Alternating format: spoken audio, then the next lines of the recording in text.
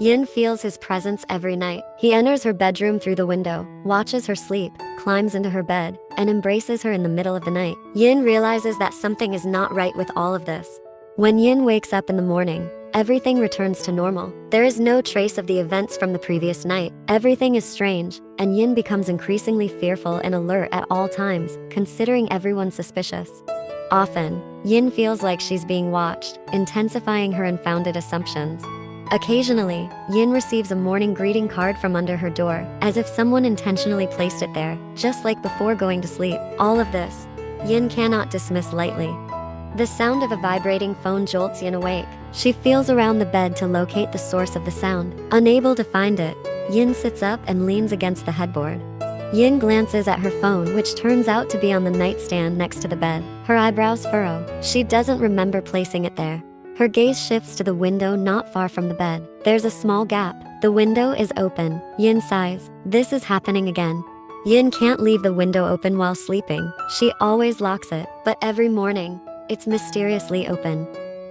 The clock's hands point to 8. Mr. RM's class will begin shortly. Yin, feeling uneasy, tries to ignore the recent events. It's not the first or second time Yin has experienced this. It is very unsettling. Passing by a full-body mirror near the bathroom, Yin's steps come to a halt. Yin observes her body, noticing something unusual. On the left side of her neck, there's a small red mark. Yin touches the wound, feeling no pain at all. As far as she remembers, the mark wasn't there last night. It's implausible that Yin could have injured her own neck. Certainly, Yin still cherishes her body. A shiver runs down Yin's spine. Could this be the work of another being? Or perhaps a vampire? This is becoming more and more absurd. Yin quickly cleans up in the bathroom. In about an hour, Yin has to attend class. Yin lives alone here, far from her hometown and even farther from her parents. In order to continue her scholarship, Yin is willing to be separated from her mother and father. Even she rarely gets to meet his parents because of their busy schedules. After getting ready, Yin walks lightly to the kitchen for breakfast. The house is neither small nor large. One bedroom, a kitchen, and a living room in front of the television. Although Yin sometimes feels lonely, she still enjoys life. As she approaches the door, Yin notices a small red-colored paper tucked under the door gap. The paper is folded to conceal its contents. Again, Yin received this paper once more today. When will this continue? Yin picks up the paper and reads its contents. Morning, baby. Today you have a busy schedule. Don't forget your breakfast and health. I don't want to see you sick. I suspected it would be something like this. Today's letter is not much different from the ones Yin has found recently. At the end of the paper, Yin notices a faint, small signature. As usual, Yin immediately tosses the paper into the trash bin in front of the house. For now, as long as these strange occurrences don't harm her, Yin will endure them. Once, Yin confided in her parents, but their response was just a mocking smile. They started to think Yin had a secret admirer responsible for these events. It's unlikely. Chasing the dwindling time, Yin walks a short distance to the bus stop. When the bus arrives, Yin boards and takes a seat near the left corner window. She scans her surroundings. The bus is crowded with school students, university students, mothers, and standing men leaning on poles. Feeling secure, Yin begins to breathe more easily. Almost every morning, Yin feels threatened. People seem suspicious of her. Sometimes Yin senses being watched, but she can't pinpoint the source of her unease. Yin presses the stop button on the bus, signaling that she has arrived. She gets off the bus and walks a bit into the campus gate. The morning is overcast, perfect weather to relax, but not for Yin. Mr. RM's assignment awaits submission. Yin. Yin turns when her name is called. Rose, Yin's friend, comes over and hugs her. Yin is slightly pushed forward and reciprocates by putting her arms around Rose's neck. So far, Rose is the only person Yin can trust. She has been there for her since the beginning of their time on campus. You're up early for once. Usually, you come 5 minutes before the lecture arrives. Today is Mr. RM's class. I don't want to be embarrassed in front of the class like yesterday. Plus, he gave us an assignment. He's really annoying. Rose's grumbling is brushed off as usual. She always complains at every opportunity, even though Yin knows she's smart and has many achievements in the field of science. Furthermore, Rose has good social skills, making her have many friends. It's quite different from Yin, who isn't fond of mingling. Finally, after 2 hours of listening to Mr. RM's theories, the class is over, and they decide to stop by a cafe near the campus. The cafe is known for its bustling atmosphere and affordability for students. They take seats in a corner near the window, watching the drizzle fall over the city. The weather is perfect for lazing around. Since she's not very hungry, Yin orders snacks like cake and bread, along with a drink. While enjoying their snacks, the two of them engage in warm conversation, occasionally laughing until suddenly, a waitress arrives, delivering milk and pasta with tomato sauce. Yin and Rose furrow their brows. They didn't order anything else after their initial order. Order for Yin. Excuse me, Yin doesn't feel like she ordered that. Someone asked me to deliver this to your table. Don't worry, it's already paid for with your previous order. Yin and Rose exchange confused glances. Who paid for it? I'm sorry, miss. My job is just to deliver, so I don't know who placed the order. Just leave it here. After placing the pasta and milk on the table, the waitress leaves. Yin glances at Rose, who is still silent and looking at Yin suspiciously. Yin knows what's on her friend's mind. She must be thinking the same as her parents. Do you have a secret admirer, Yin? Indeed, Yin's guess was right. Everyone seemed to think the same. No, I don't know. Look, there's a letter here. Rose points to the paper, but before she can read it, Yin snatches it away, frustrating. Rose. During breakfast, you only ate bread. This afternoon, you must eat a substantial meal, baby. You even forgot to drink your milk. Finish your food. It's for your health. Yin feels her breath becoming unsteady. This is getting unnerving. How does the person know that Yin had bread for breakfast? Yin crumples the paper, her gaze scanning the corners of the cafe, hoping to find something. Unfortunately, everything seems fine. There's nothing suspicious here. Yin, tell me who's doing this. You must have a boyfriend, right? You didn't even tell me. That's so mean. Yin starts massaging her throbbing head. She feels increasingly uncomfortable being constantly watched. No, I don't know. So, what should we do with this delicious food?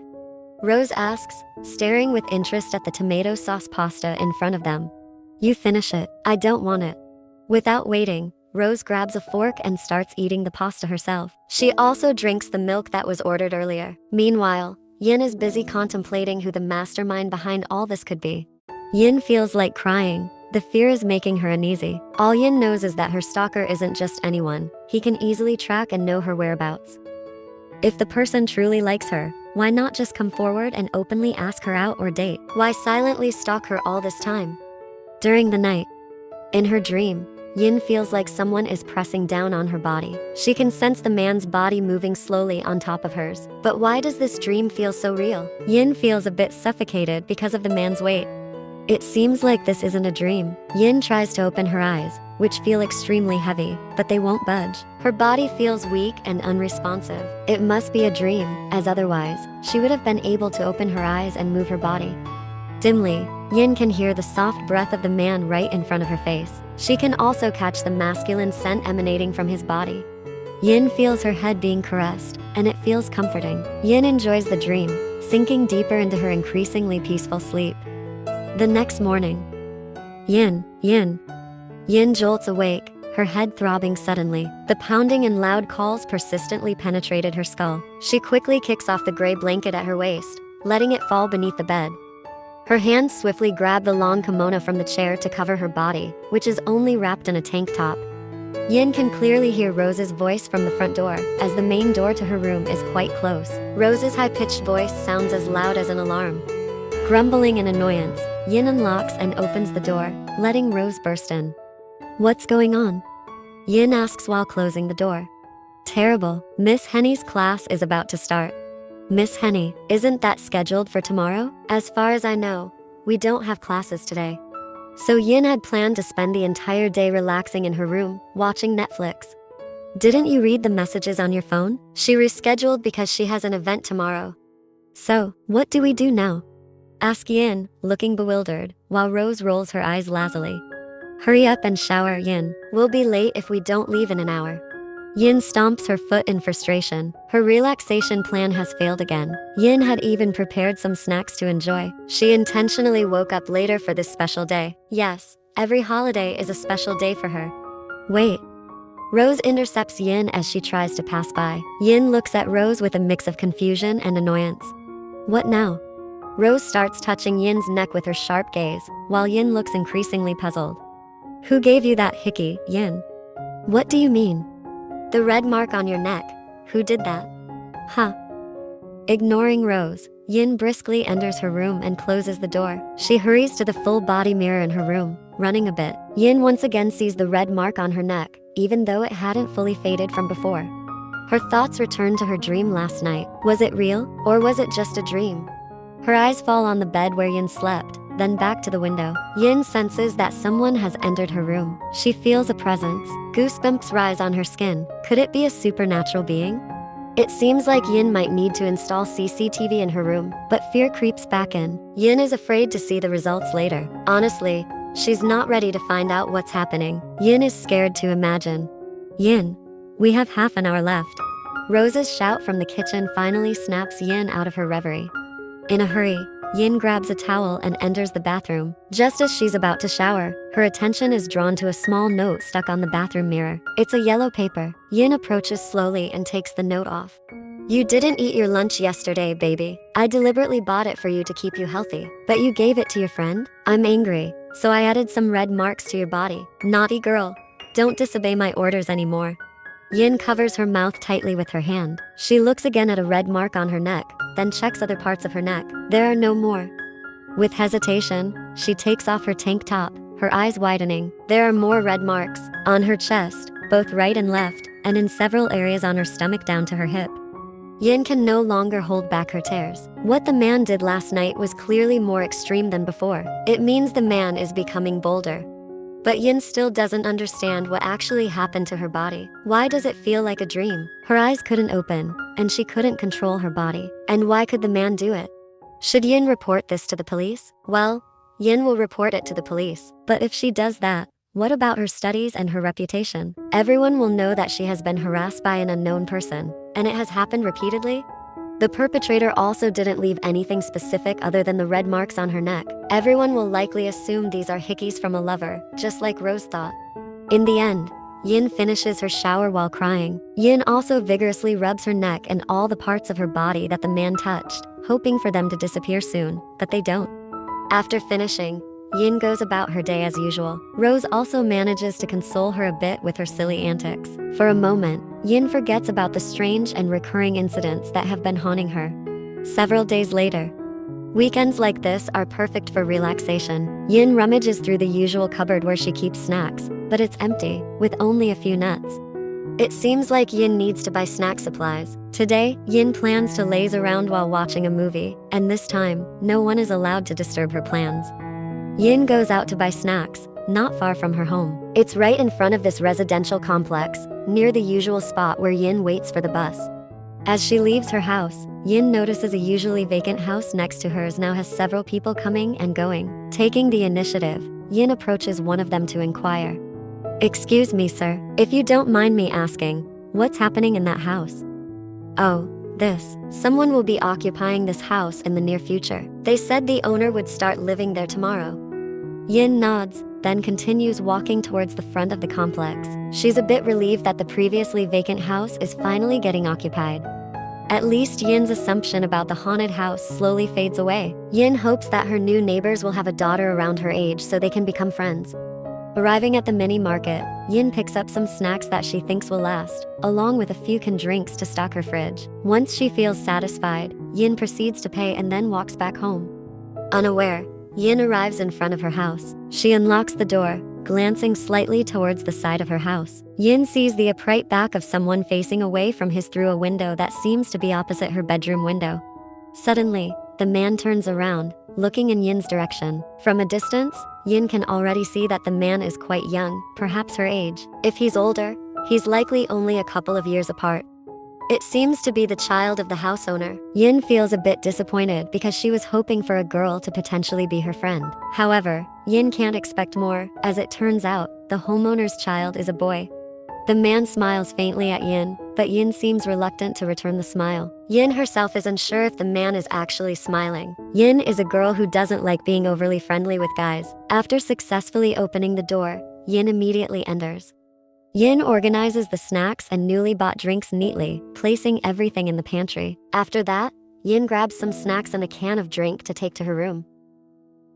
She spends the day watching Netflix series without any disturbances. Yin enjoys her day off in the company of solitude and a few snacks. Before she realizes it, Yin falls asleep with the laptop still on. Several hours later, Yin startles awake, feeling complete darkness around her. She reaches for the phone beside her to turn it on. It turns out it's already 8 in the evening. Yin slept from the afternoon and just woke up now. Absolutely outrageous. Immediately, Yin gets up to switch on the light switch near the bedroom door, instantly illuminating the room. My gaze falls on the open window, and with slow steps, Yin approaches and closes it. But from across, Yin sees the window of her new neighbor still open, with dim room lights. Her forehead wrinkles. Isn't the homeowner supposed to move tomorrow? Why does it seem like there's life inside? For some reason, her mind suddenly goes blank, and Yin daydreams. As her awareness thins, Yin sees a man in her neighbor's room, similar to the one she saw earlier in the afternoon. The man is undressing, his upper body clearly visible through the open window. Quickly, Yin closes the window curtain and clutches her chest, feeling uncomfortable heart palpitations. This is the first time Yin has seen a man's body, making her cheeks feel warm. Without waiting any longer, Yin immediately enters the bathroom and cleans herself. That night, Yin stays awake until morning because her usual sleep routine is disrupted. Fortunately, the day turned out to be a stroke of luck as a sudden cancellation of classes led to rescheduling. Yin is grateful to relax at home. She truly doesn't step outside until someone knocks on her door, slightly startling her. Rarely does anyone visit her home besides Rose.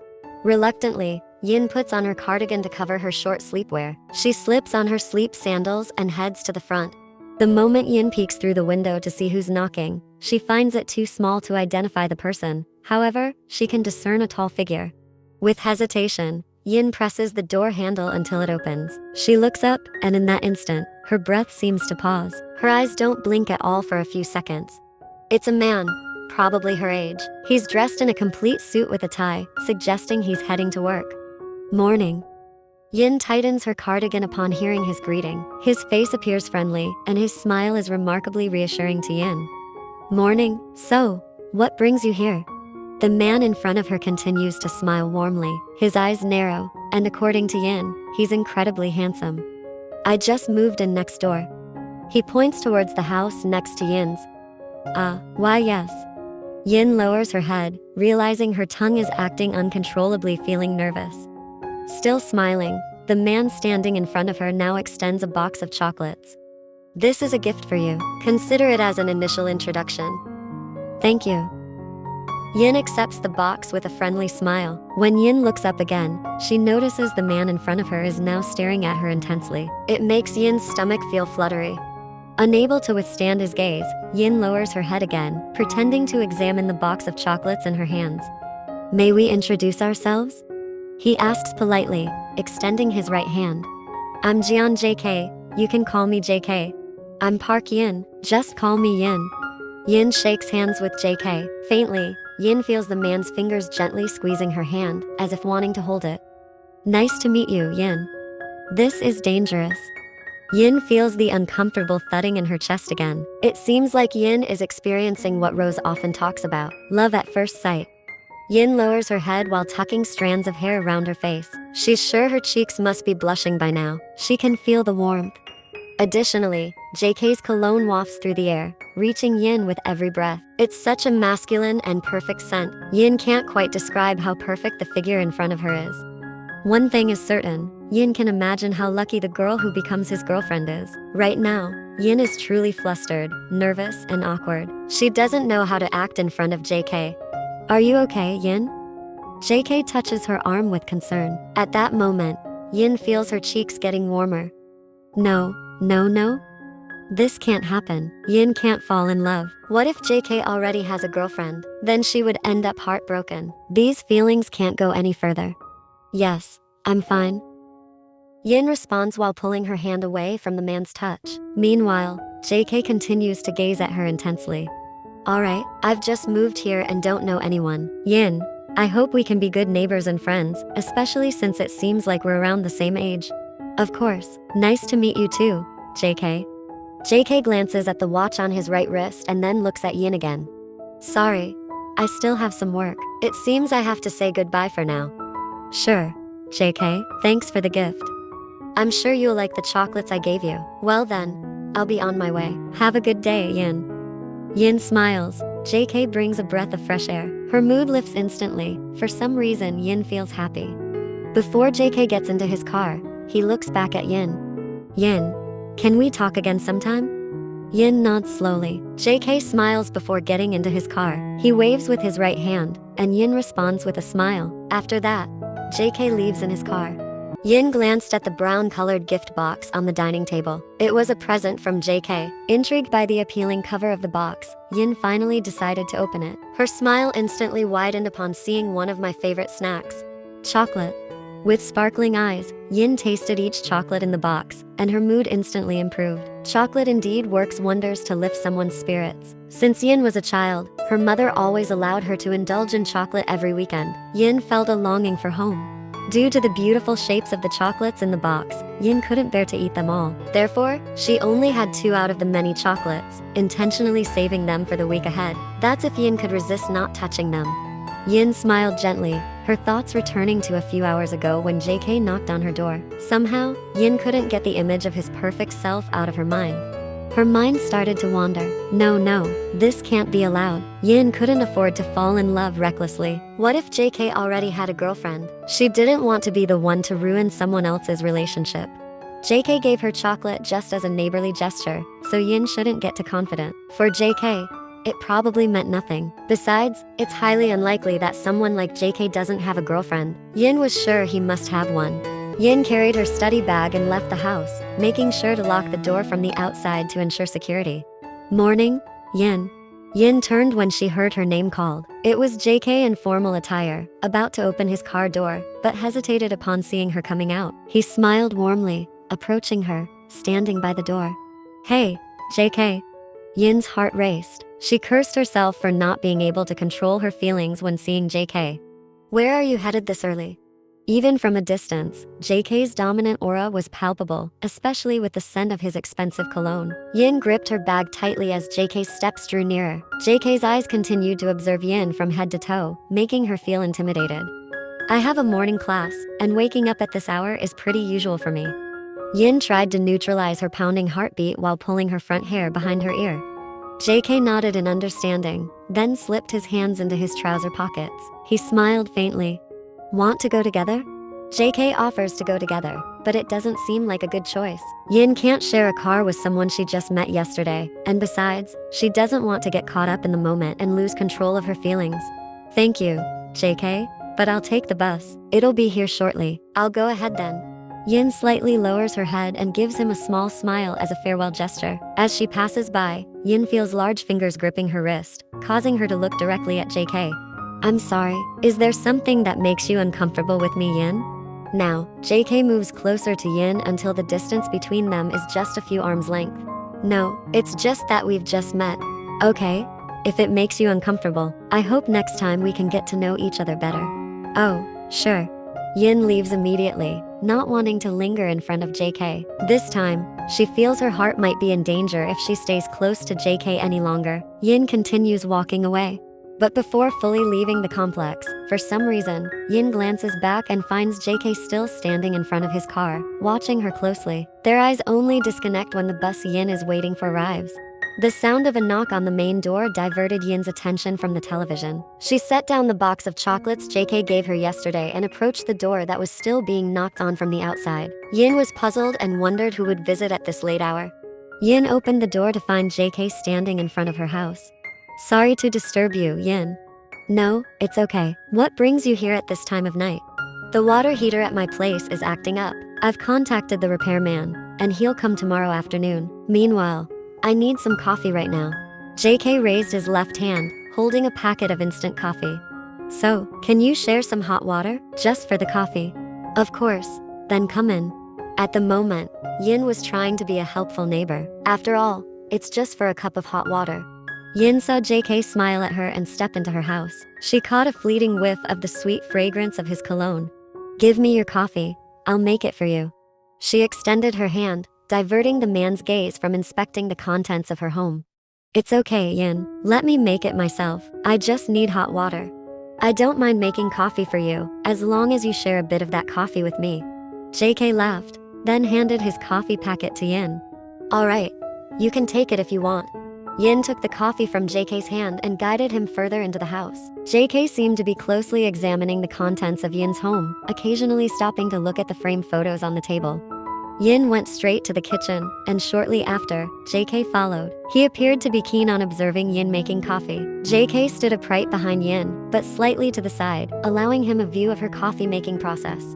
Now, JK's position was very close to Yin. The sound of his breath could be heard, and the exhales could be felt on the side of Yin's ear. With Yin's height reaching only up to JK's chin, they were in close proximity. The closeness made Yin nervous. Why did JK have to watch her make coffee? And why did he have to stand so close? Yin felt like her movements were locked with JK's body. If she moved even a bit backward, her body would undoubtedly press against JK's. As Yin was about to add sugar to the cup, nervously, without turning around, she asked, "Do you like your coffee bitter or sweet? How many spoons of sugar?" "Just 1 spoon." JK's voice felt very close to Yin's ear, and her heart became even more unsteady. Finally, she hurriedly poured hot water into the cup, stirred it with a spoon, still without turning around. "Your coffee is ready." "Oh, alright." JK's whisper was audible in Yin's ear, and shortly after, one of JK's hands reached forward, taking the cup. And indeed, Yin's back was pressed against JK's chest for a few seconds as he took his cup. It nearly gave Yin a heart attack if she couldn't control herself. JK now sat at the dining table, still observing Yin, busy making coffee for herself. "Do you live alone? Where are your parents?" "Yes, I live alone. My parents are in Mokpo." "What about you?" "I didn't see your parents either, JK." "I'm alone here too. My parents are in Bizen." "So why did you move here alone?" "My dad assigned me to take care of the company here." "Oh, I see. It's not comfortable living alone, right? What do you think, Yin?" "Yeah. It's not comfortable, but what can I do?" Now, Yin had something in mind that had been bothering her since yesterday, and she was eager to ask about it. Finally, she decided to subtly prompt JK to share. "If you find it uncomfortable living alone, why don't you invite your girlfriend to live with you?" This time, Yin's heart raced, waiting for JK's response. "The thing is, my girlfriend." "Really? It can't be." Yin sighed, feeling a bit disappointed. "The thing about my girlfriend, she doesn't exist." "Doesn't exist?" "She doesn't exist. I don't have a girlfriend." "Are you sure you don't have a girlfriend?" Silently, Yin smiled while continuing to stir her coffee, her back still facing JK, so he couldn't see the joyful expression on her face. "Yes, I don't have a girlfriend. If I did, I wouldn't be coming to another girl's house like this late at night, especially when the girl I'm visiting lives alone. If I did this while having a girlfriend, it would be like cheating on her." Again, JK's response involuntarily sent shivers down Yin's spine. "Do you have a boyfriend?" "Not yet." "That's good, because if you had a boyfriend, he might think you're cheating on him with me."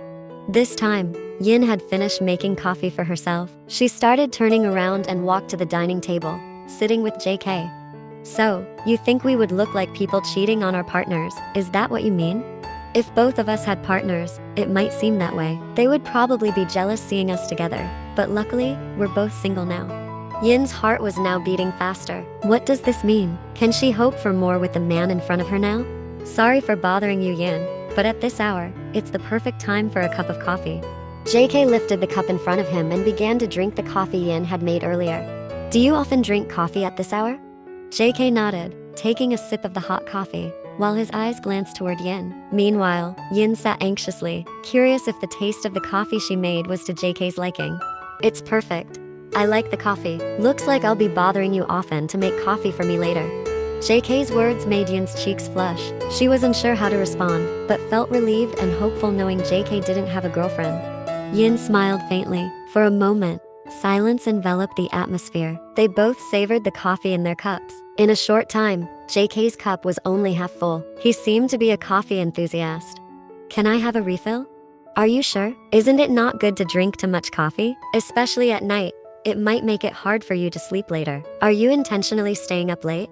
Yin saw a smile at the corner of JK's lips. Yin cleared her throat for a moment, brushing off the awkwardness. Here, she acted as if she was genuinely concerned about JK, and Yin felt embarrassed about her own actions. "Sorry, that's not what I meant." "Hey, I appreciate your concern. Plus, I'm used to staying up late. I usually only sleep for 3 to 4 hours." "Why is that?" "Oh, that. There's work I have to do." "It seems like you're really busy, bringing office work home." but I really enjoy the job. It's like an addiction, you know? Even if I don't do it for a few days, it stresses me out. JK, you're truly a workaholic.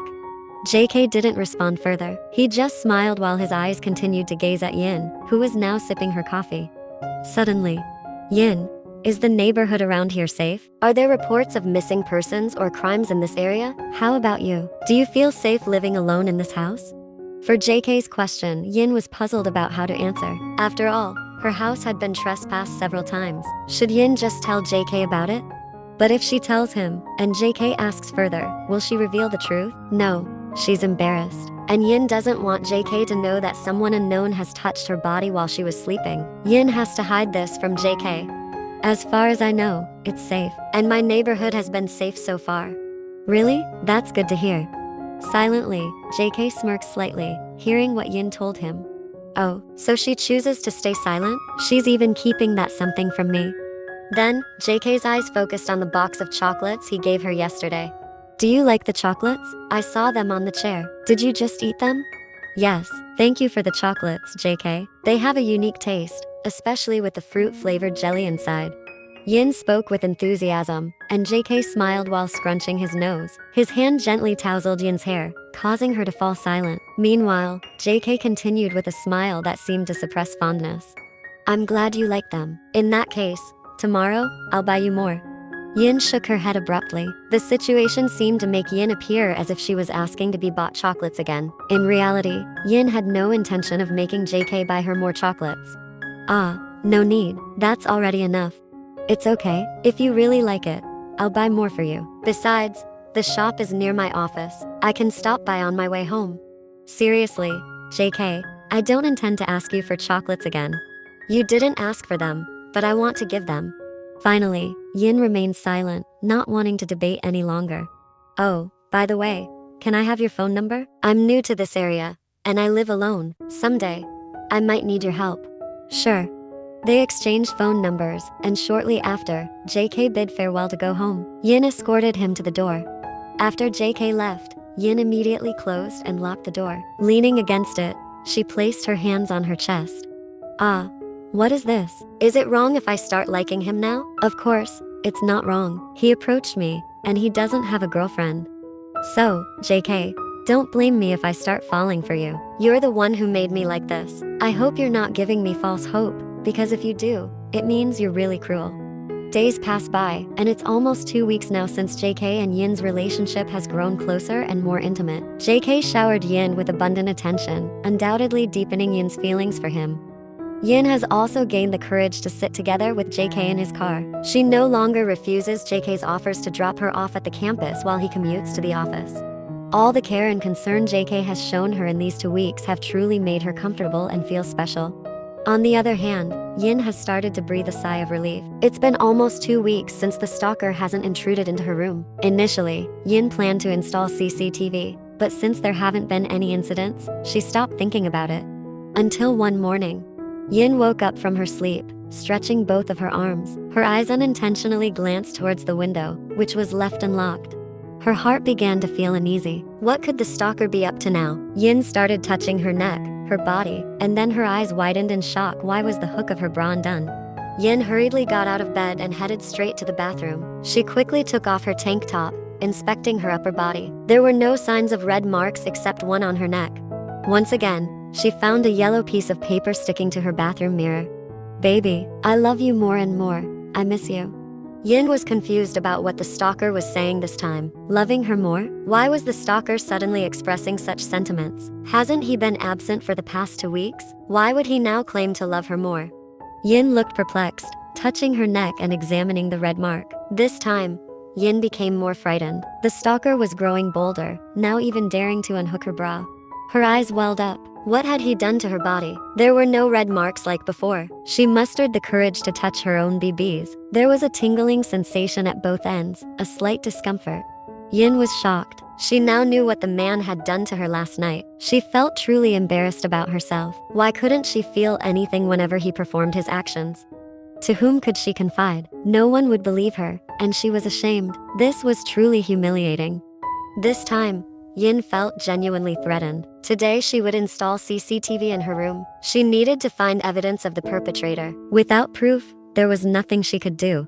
Currently, Yin is in JK's car, and almost every morning, JK accompanies Yin to the university before heading to his office. This time, Yin appears gloomy. Meanwhile, JK observes her, a slight smirk on his lips, as he already knows the reason behind Yin's somber mood this morning. Finally, JK attempts to draw her out, wondering if Yin is willing to share with him this time. Yin, why do you look so down? Is there something on your mind? No, nothing. A few moments later, JK's car stops at a red light. Suddenly, JK brushes Yin's hair back behind her shoulders, narrowing his eyes. He lightly touches Yin's neck with his fingers. Yin, what's this? Is it a hickey? Do you have a boyfriend? Yin is startled and immediately covers her neck with her hand. No, it's just a regular itch. Really? I thought it was a hickey. If it is, does that mean you've had a boyfriend all this time? No, I don't have one. I just don't want to ruin your relationship with your boyfriend, Yin. No, JK, I don't have a boyfriend. So who gave you that mark? It's not a hickey. The traffic light has turned green, and JK resumes driving his car. Before they know it, JK's car is now in front of Yin's university. JK, thank you for dropping me off. I feel bad though. Isn't this troublesome for you? How many times do I have to tell you? I don't mind at all. In fact, I'm happy to accompany you every day. I want more time for us to be together. JK says as he gently strokes Yin's head. His eyes keep lingering on Yin's neck, where the red mark is. Okay then, I'll get going. JK nods and gives a faint smile to Yin. After Yin exits the car, he drives away. While driving, he keeps a close eye on Yin through his rearview mirror. Yin, I want to have you completely. Should I speed up my plans? I'm sorry, Yin. I hope you'll still love me after this. JK knows that Yin has truly fallen for him now, and soon, his plan will unfold. Now, Yin feels more relieved, but also anxious about what will happen next. She has installed CCTV in her room, allowing her to check the recording results from her phone screen. This time, she can find out what really happened. Yin had just finished dinner before she heard a knock on her front door. She smiled, able to guess who usually came to her house at this time of night. She walked towards the door, opened it, and was greeted by JK's sweet smile. Come in. Have you had dinner?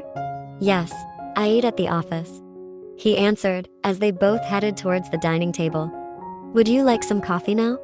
JK nodded. This time, he didn't bring a coffee packet in his hands. He purposely left it at Yin's house. Almost every night, he had been enjoying coffee prepared by Yin. Yin started preparing coffee for JK. This time, she didn't ask much about his coffee preferences since she had become familiar with JK's taste over the past week. JK stared intensely at Yin, approaching her slowly. He wrapped his arms around her waist. Yin was surprised as JK embraced her from behind. Now, JK's face was leaning forward, watching her make coffee. I just want to watch you make coffee. But Yin's heart was pounding, and she touched JK's hand, which was now wrapped around her waist. Somehow, she couldn't bring herself to release his hand from embracing her. Just continue making the coffee. Don't mind me. Yin continued making coffee for JK. This time, she was truly nervous, wanting to finish quickly. JK sensed her nervousness, quietly smiling while still holding her from behind. Your coffee is ready. Thank you. JK kissed Yin's cheek while still in his embrace. Yin was even more surprised, turning to look at him, but suddenly, he gently pressed his lips against hers. Yin's heart was truly racing now. She didn't know how to react. While still kissing, JK turned Yin so that they were facing each other, intensifying the embrace. The kiss JK gave was still incredibly gentle, melting her heart. Unconsciously, Yin reciprocated his kiss, starting to run her hands over his neck. They kissed as if they were a couple deeply in love. After a few moments of kissing, they both needed oxygen. JK took the initiative to break the kiss. Their faces were still close, and his hands cupped her cheeks, caressing them gently. Yin, I love you. Yin looked up, meeting his gaze. His eyes were so comforting, and she could feel love radiating from them. I love you too, JK. JK leaned in, kissing her once again. The kiss was long but incredibly gentle, devoid of any haste. Yin was truly captivated by his affection. After a few minutes, JK gently pulled away, and they locked eyes, both sharing a smile. I'll have my coffee now. Oh, alright. JK finally brought the coffee Yin made and placed it on the dining table, and then he sat down, waiting for her. Meanwhile, Yin prepared her own drink. "What drink did you make?" "I made hot chocolate." After a few minutes, Yin joined JK and sat at the dining table. They chatted casually as usual. Eventually, JK left after spending about an hour at Yin's house. That was their nightly routine. It's been 3 days since that night. There have been no unusual signs in Yin's room, even though she was prepared with her CCTV. Every night, JK comes to Yin's house to have coffee, and Yin accompanies him. Since that night, JK always takes the opportunity to kiss Yin. Before JK leaves, they always find time for a kiss, as if that kiss has become an addiction for both of them. Until tonight, something happened again in Yin's room. This time, Yin could feel it. The dream felt so vivid once again. In her sleep, her breath felt slightly constricted, as if someone was pressing on her body. Yin could sense it, the breath of that man, so close to her face, she could even hear his exhales. Yin's eyes remained closed. In her dream, she could feel her lips being kissed, her cheeks being gently caressed. Yin's eyes were still shut, but she could feel it. She was dreaming. But the way of this kiss, Yin felt it was not unfamiliar. Suddenly, in her dream, she could feel it. JK was kissing her. In that dream, they kissed and unconsciously Yin reciprocated the kiss. Her lips moved, but her eyes remained closed. "JK." The man fell silent, looking at Yin, still sleeping beneath him. Her eyes were tightly shut. "Yes, baby, it's me." JK kissed Yin's lips again, gently, stroking her cheek. Now, the kiss moved down to her neck, leaving a mark. That's when Yin felt disturbed. Slowly, she opened her eyes. Her consciousness returned, and she could see a man in all black clothing pressing on her body. She couldn't see his face because now the man's head was bowed, pressed against her neck.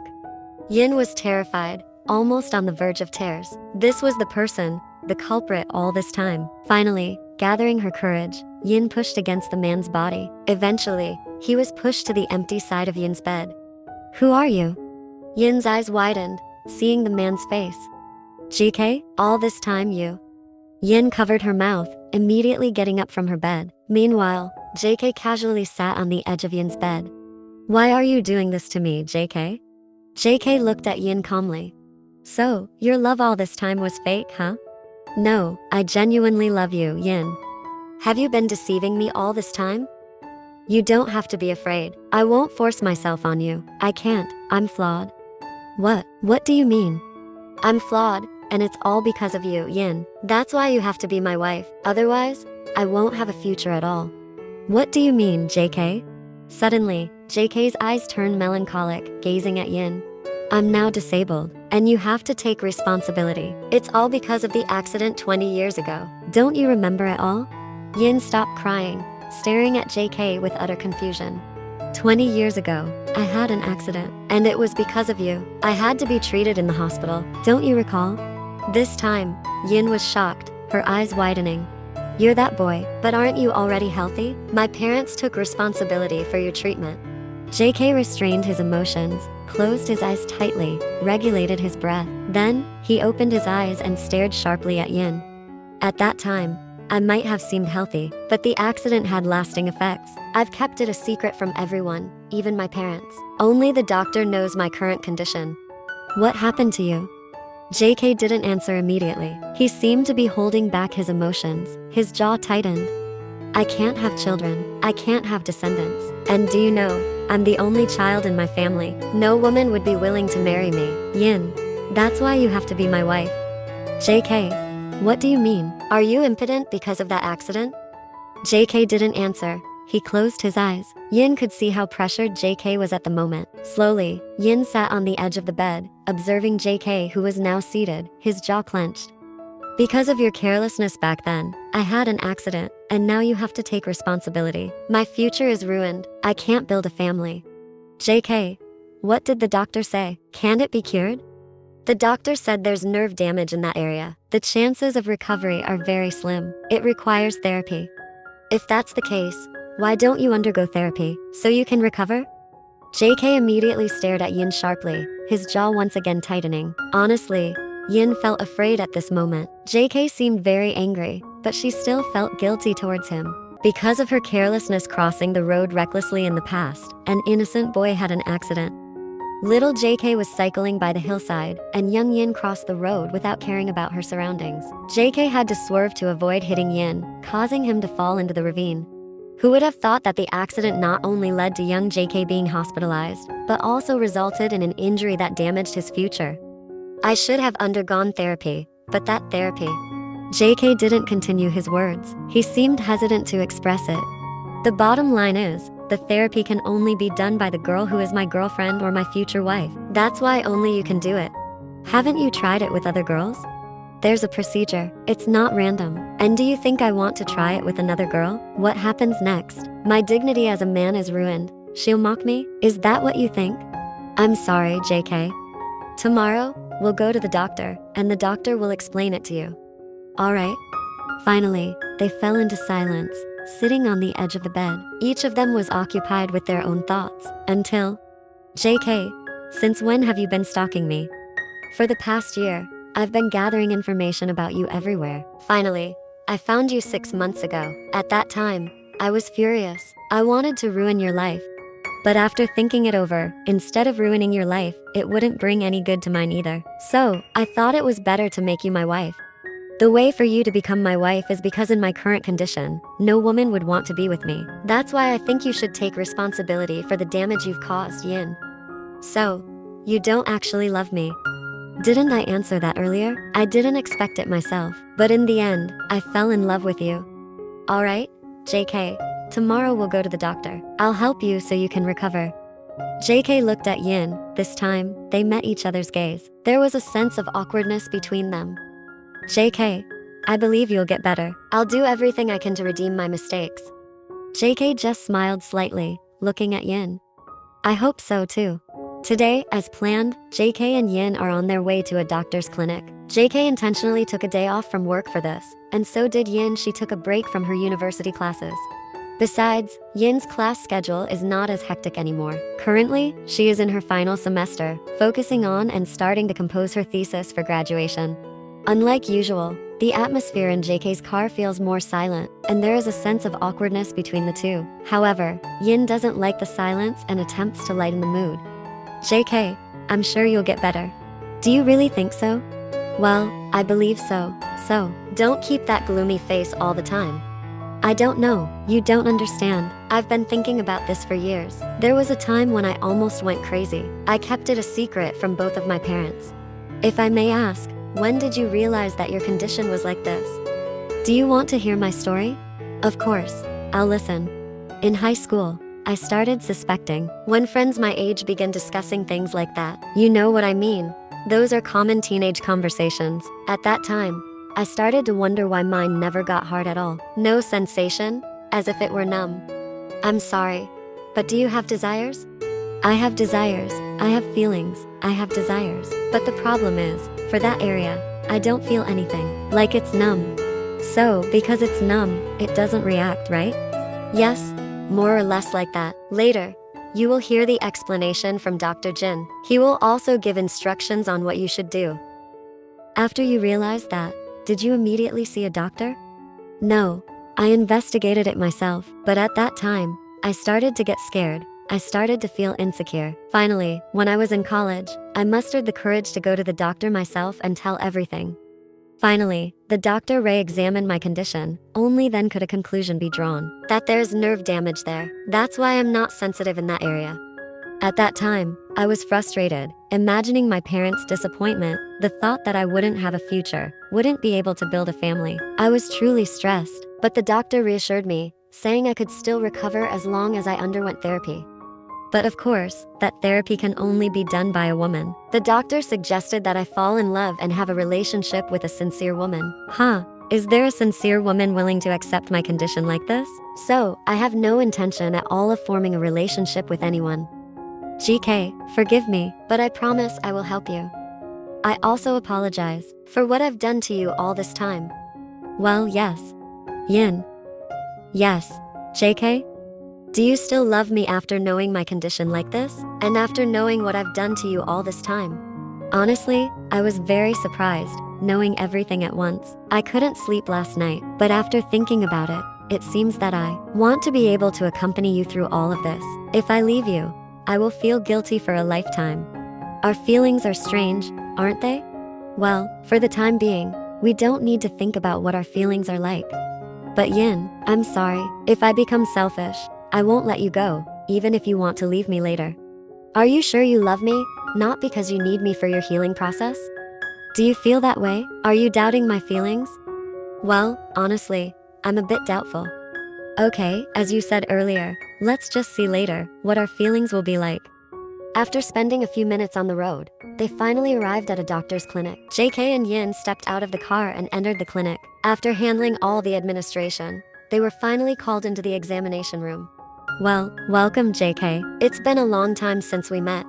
Yes, doctor. Come on, please have a seat. JK and Yin finally sat in front of the doctor's desk. Meanwhile, Jin began to observe JK and Yin alternately. Doctor, let me introduce my girlfriend. Her name is Yin. Yin, who was already sitting, bowed her head slightly as a sign of respect to Dr. Jin. Alright, now that we can discuss this issue, JK, and of course Yin. Finally, Dr. Jin explained in detail to Yin what was happening with JK. He also explained what Yin needed to do to help JK recover. I will prescribe some oral medications for you, JK. Please take them regularly. And I'm also prescribing a jelly textured ointment that you will apply. Yin, it's your task to apply it, as I explained earlier. If the jelly runs out, I will prescribe another medicine. And JK, don't forget to come for a checkup every 2 weeks. Yin nodded while lowering her head. Yin's face was truly blushing. She had been holding back embarrassment throughout Dr. Jin's instructions.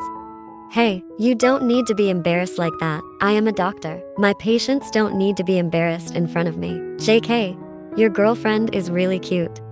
While JK just nodded without answering, his lips seemed to be holding back a smile, watching Yin, who had been blushing with embarrassment. Well then, I hope you recover soon, JK. If you two get married, don't forget to invite me, okay? Finally, JK and Yin said their goodbyes and left the room. They headed straight to the car. So, Yin, do you know what you have to do now? Yes, I do. The doctor explained everything earlier. Does anything burden you? Actually, nothing, but because the doctor said it has to be done every day. What do you think, JK? When and where should we do it? Definitely not during the day, because I have to work, and you also have to go to campus. So, we'll do it at night. Yin, what if? What's up, JK? We start sleeping together? Do you think so? Yes, to make everything easier. Besides, our homes are very close. We can sleep at your place or mine alternately. Oh, okay then. So, should we start tonight? Yes, of course. How about tonight in my room? You haven't visited my house so far, right? Okay then. They have had dinner, and now they are in JK's room. JK, have you taken your medicine? Yes. With difficulty, Yin swallowed her saliva. She was truly nervous right now, but she had promised to help JK recover. Can I touch it now? Of course. But, can the room light be turned off? Why? I feel uncomfortable when it's bright like this. I'm embarrassed, JK. But I want to see you. For the first day, let the light be off. Tomorrow, after I get used to it, then turn it on. Can it be like that? Okay, if that's the case. Yin immediately got up and turned off the light switch. Then she sat back, this time on the edge of the bed. JK, I'll start now. Okay. Yin continued doing it for 30 minutes, following the doctor's instructions. JK, it's been 30 minutes. Shall I stop now? Okay. A few moments later. Now they were lying down, side by side. Yin, I'm sorry for troubling you. But I promised, I'll help you recover. If I were like this with another girl, I'd probably be laughed at right now. But the reality is, you're not with another girl, JK, you're with me. And I'm not mocking you. Yin, do you believe I can still recover? Of course, as long as you regularly take your medicine and go for checkups, following all the doctor's instructions, I believe you can recover. Whether I can recover or not depends on your loyalty, Yin, because I can't do it alone. Do you think I would leave you? Who knows, maybe you'd be tempted by a stronger and more vigorous man. What do you mean by more? Stronger and more virile. Do you think I'm someone like that? I hope you're not. What if, after you recover, you're the one who leaves me? Do you think I'm capable of that? It could be that you're the one who's capable of it. If I turn out to be like that, you're allowed to curse me. You know my weakness. Feel free to spread it if you want. Okay, now we should sleep, okay? JK smiled, seeing Yin now lying beside him. Morning has come. JK wakes up first, glancing beside him. He sees Yin still sleeping soundly. JK sits up a bit, observing Yin's face, still asleep beside him. His eyes focus on Yin's lips, then move downward until his gaze falls on some red marks on her neck. A small smile appears on his lips. Is this a dream? Currently, he can sleep comfortably next to Yin without needing to sneak into her house and without preparing anesthesia for Yin. Are you awake? Sorry, did I disturb you? Have you been awake for a while? Just about 5 minutes ago.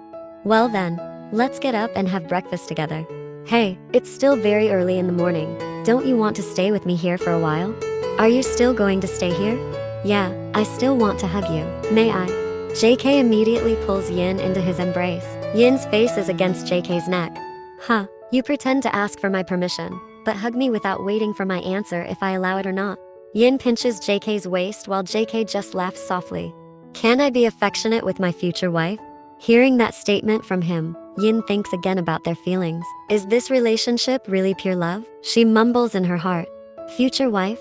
Enough. Yin doesn't want to overthink their feelings for now. Yin realizes from the beginning, she indeed felt like falling in love at first sight with JK. She had never felt this way before when she was with other men.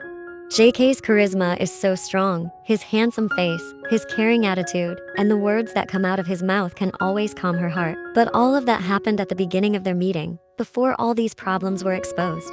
Does Yin still love JK? Her feelings are truly mixed right now. She loves him, cares for him, but there's fear and hesitation about what he did to her. On the other hand, there's guilt in her heart. Her feelings are genuinely mixed right now.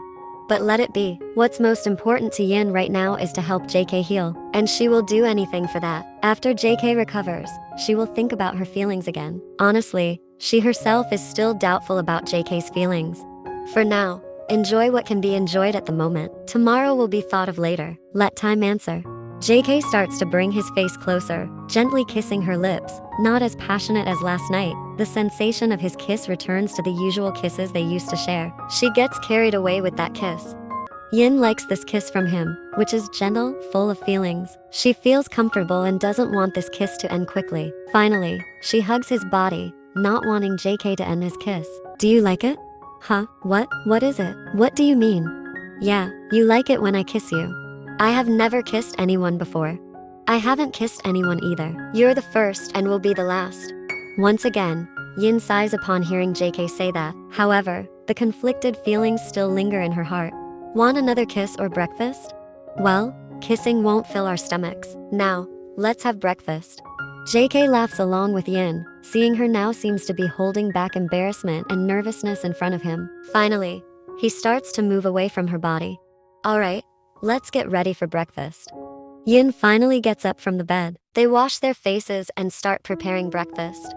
1 week has passed since then. Starting from that moment, as agreed earlier, they always sleep together every night, alternating between JK's house and Yin's house. They continue to do so every night as instructed by the doctor. For a week, there hasn't been any significant change in JK, but Yin continues to try and comfort JK so that he doesn't feel sad and discouraged. Days passed, JK's condition improved, and every 2 weeks, they visited Dr. Jin's clinic for a new prescription to accelerate recovery. Unbeknownst to them, 6 months had passed, until one morning. As usual, they always had breakfast and dinner together. JK. You've fully recovered. What if we end all of this? JK, who was enjoying his sandwich, suddenly fell silent. What do you mean by ending this, Yin? Don't you find our relationship peculiar? Why do you think so? I genuinely consider you my girlfriend, and I even see you as my future wife. Do you doubt my feelings, or do you no longer love me? I doubt your feelings. Are your feelings just about needing me? Do you think I'm just using you? Haven't I told you, Yin, that initially, I wanted to ruin your life, but then I fell in love with you? JK, try to find a woman you truly love. With your position in the company, you can surely find a woman you genuinely love from your heart. Now, you no longer have weaknesses, JK. Yin, stop this nonsense. I don't want to hear such things coming out of your mouth again. All I want is you, Yin. As for the beginning of our story, I don't care anymore. I've fallen in love with you, Yin, even since I started stalking you. Haven't I made that clear? But I'm still not sure about your feelings, JK. Yin, are you really not loving me anymore? I love you, JK. I feel the same way, Yin. Our relationship has been fine until now, so please don't think about issues that don't actually exist. Do you feel unhappy with me all this time, Yin? Am I not good enough? Is there something about me that you dislike? I'll change it if you want. Just please don't leave me. No, that's not what I mean. There's nothing wrong with you, JK. In that case, I beg you, don't say things like that again. Yin, I've just recovered. I'm enjoying my new life now. Previously, I was unhappy for years, stressed about my ruined future. I almost went insane, and now I've healed, all thanks to you. I'm happy now, Yin. I'm not broken anymore. I've always imagined the two of us building our family together, having children. But suddenly, you say this? Can't we be happy together? If you leave me, it means I'll go back to the time when I was stressed again. I want to be happy with you. Please don't say things like that again. Yin pondered over what JK said. There was a slight pinch in her heart when she heard JK's expression. Okay, now there's nothing more to doubt. After all, Yin has come to love JK.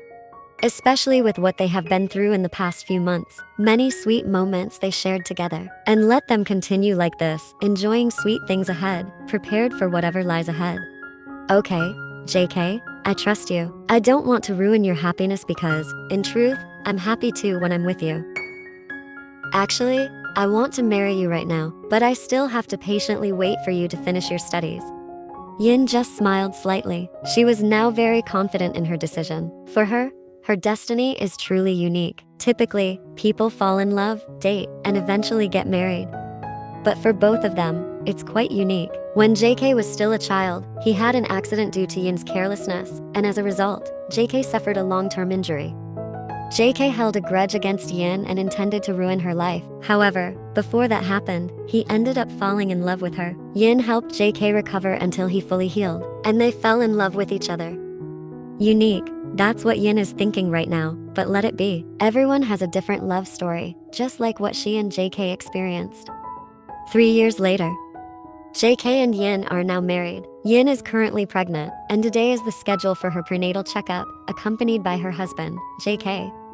Congratulations to both of you. From the results of this ultrasound, it can be seen that you're expecting twins. You're having twins. Really, doctor? Yes, take good care of your health, and I'll prescribe some vitamins for you. Honey, we're having twins.